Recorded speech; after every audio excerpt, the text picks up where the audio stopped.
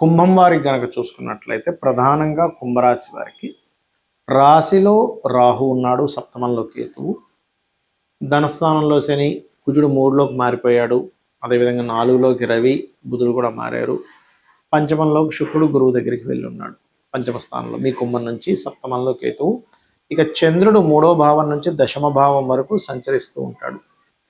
ఈ యొక్క గ్రహస్థితిని అనుసరించి మీకు ఎలా ఉండబోతుంది ఈ నెలలో, ఈ పక్షంలో ప్రధానంగా ఏ విషయాల పట్ల మీరు జాగ్రత్తగా ఉండాలి, మరియు ఏ గ్రహం ఏ డేట్ రోజు ఏ సమయం నుంచి మారింది, దానివల్ల కలిగే ఫలితాలు ఏమిటి అనేటువంటి అంశాలు చెప్తుంది నేనైనప్పటికీ చెప్పిస్తుంది సాక్షాత్ లలిత అమ్మవారిగా భావిస్తూ, గ్రహాలు ఏ ఏ రాసుల్లోకి ఏ సమయంలో మారుతుంది అనే విషయం కనుక చూసుకుంటే 11వ తేదీ కుజుడు మారిపోతున్నాడు.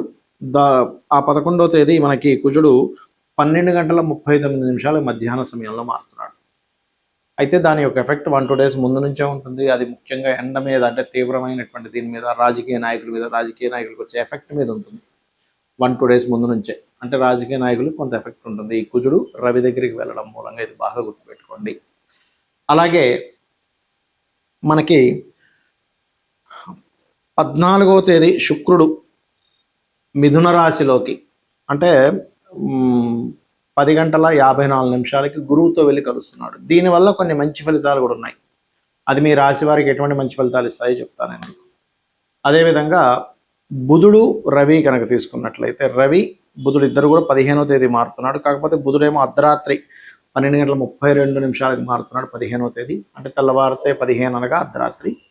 అదేవిధంగా రవి 15వ తేదీ 6:22 మారుతున్నాడు. మరి ఈ గ్రహాల యొక్క మార్పు మూలంగా మీకు కలిగేటువంటి ఫలితాలు ఏమిటి అనేటువంటి విషయాలు ఇప్పుడు మనం తెలుసుకుందాం. రాశిలో రాహు ఉన్నందుకు కొంచెం ఏమవుతుంటుందంటే, ఇది తెలియని ఒక, అంటే చూడండి, మనం ఏదో రోడ్డు మీద తొక్కడమో లేకపోతే వీటి వల్ల కొంత స్ట్రెస్ ఇస్తూ ఉంటుంది. కాబట్టి కాస్త రోడ్డు మీద నడిచేటప్పుడు మనం ఏదైనా కొన్ని నెగిటివ్ ఎనర్జీని తొక్కి అనవసరంగా మనం ఏమైనా వాటిని తెచ్చుకుంటున్నామా అనే పరిశీలన కాస్త చేయండి. ఏలినాటి శని నడుస్తుంది కాబట్టి ధనపరంగా మీకు ఇంకా బాగుండాలంటే ఓం నవవిద్రమ బింబశ్రీ ఞక్కారు ధనచ్చదాయ నమః, ఓం సంపత్కరీ సమారూఢ సింధుర వ్రజ సేవితాయ నమః చేస్తూ గోవులకి బెల్లం తినిపించండి, ఖచ్చితంగా బాగుంటుంది. ధైర్యంగా సాహసంగా కొన్ని నిర్ణయాలు తీసుకుంటారు. కాకపోతే ఈ ధైర్యము సాహసము కొన్ని మాటలు కొంచెం ముక్కుసూటిగా చెప్పడం వల్ల కొంతమందికి శత్రువులు అయ్యే ఇది కనబడుతుంది ఇక్కడ మీకు. కాబట్టి కొంచెం జాగ్రత్తగా ఉండాలి మాట్లాడేటప్పుడు. కొంచెం అన్నదమ్ముల అక్కచెల్లెలతో కూడా కొంత శత్రుత్వాలు ఏర్పడతాయి. ప్రభుత్వ సంబంధించిన కోర్సెస్ చేయడం, అంటే ప్రభుత్వ ఉద్యోగం కోసం వచ్చే కోర్సెస్ చేయడం అనేటువంటి బలంగా చూపిస్తుంది. మరియు ఇక్కడ మరొక విషయం ఏంటంటే, ఈ యొక్క రాశి వారికి గమనించుకున్నట్లయితే ఇన్సూరెన్సెస్ రిలేటెడ్ సంబంధించిన లేనట్లయితే ఒక్కోసారి చూడండి, తాతగారి ప్రాపర్టీ సంబంధించిన విషయంలో కొంత జాగ్రత్తగా ఉండాలి. సంతానం కోసం చేసే ప్రయత్నం ఖచ్చితంగా ఫలిస్తుంది. క్రియేటివ్ ఫీల్డ్లో ఉండేటువంటి వారికి కొత్త అవకాశాలు వస్తాయి, ఎటువంటి సందేహం లేదు. అయితే మీరు ఈ 17-18 తేదీలు ఏదైనా ఒక గృహం తీసుకోవడం, లేదా గృహ సంబంధించిన పేపర్లు పెట్టారు, ధనం తీసుకోవడము, లోన్స్ విషయంలో అనేది కొద్దిగా జాగ్రత్తగా ఉండాలి. ఇక 23-24 తేదీలు ఎట్టి పరిస్థితుల్లో మీరు వివాహ నిర్ణయాలు, పార్ట్నర్షిప్ సంబంధించిన నిర్ణయాలు తీసుకోకండి.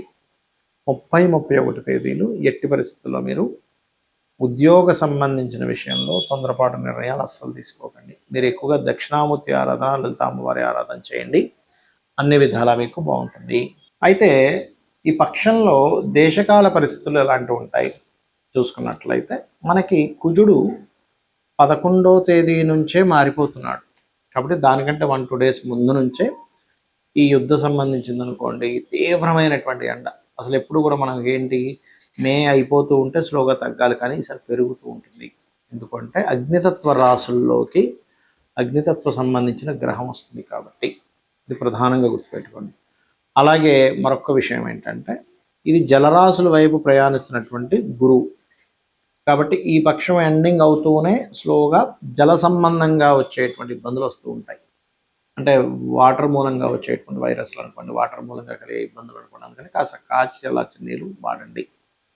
మరి ఈ యొక్క రవి బుధులు ఇద్దరూ కూడా ఎప్పుడైతే వృషభ రాశిలోకి వస్తున్నాడో, మరి దేశకాల పరిస్థితుల్లో ఎటువంటి సంఘటనలు ఉంటాయి అనేటువంటిది కనుక చూసుకున్నట్లయితే ఇక్కడ కొంచెం గోల్డ్ రేట్లో పెరగడానికి, గోల్డ్ రేట్ అనేటిది హై అవ్వడానికి ఎక్కువ ఛాన్సెస్ ఉంటాయి.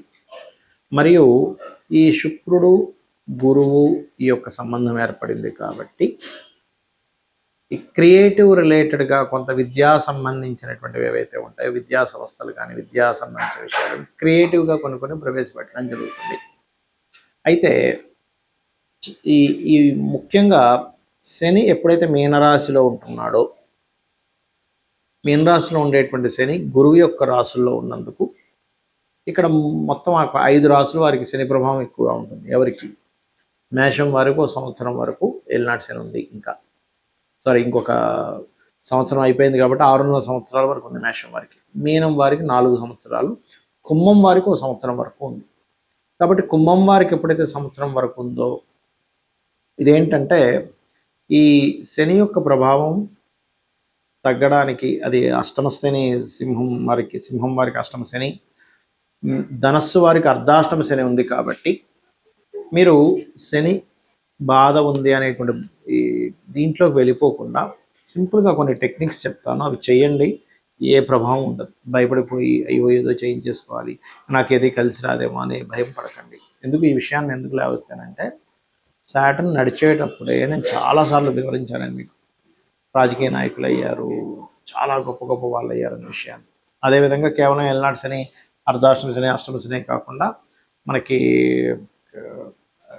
కాలసర్ప దోషాలు ఇవే కాకుండా మన జన్మజాతకం అనేది ఒకటి ఉంటుంది కూడా చెప్పాను. అయితే మీకు ఏలినాటి శనికి సంబంధించిన, అర్ధాష్టమ శని, అష్టమ శనికి సంబంధించిన రెమెడీ మిగతా విషయాలు చెప్తాను.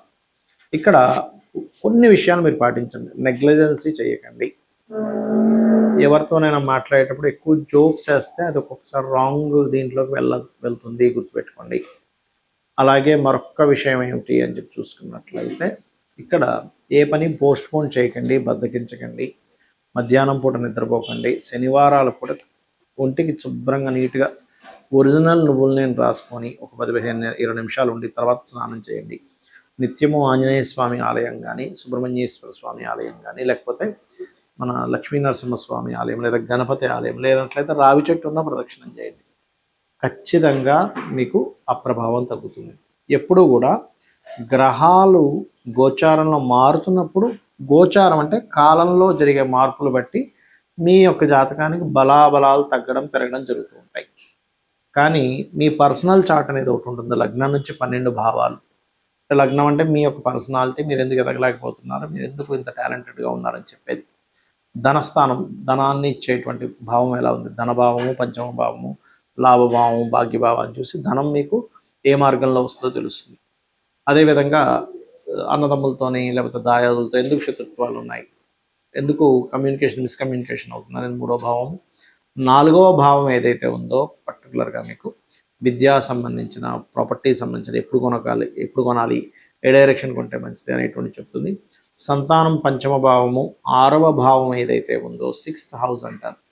ఆ 6th హౌస్ ఏదైతే ఉందో మీకు పర్టికులర్గా ఇచ్చేటువంటి రిజల్ట్, ఇది రోగస్థానంగా చెప్తూ ఉంటారు, పూర్వజన్మ కర్మస్థానంగా చెప్తూ ఉంటారు. కాబట్టి 6వ భావంలో ఏవైతే గ్రహాలు ఉంటాయో ఆ గ్రహాలకు సంబంధించిన దానం ఎక్కువగా చేస్తూ ఉండండి మీరు.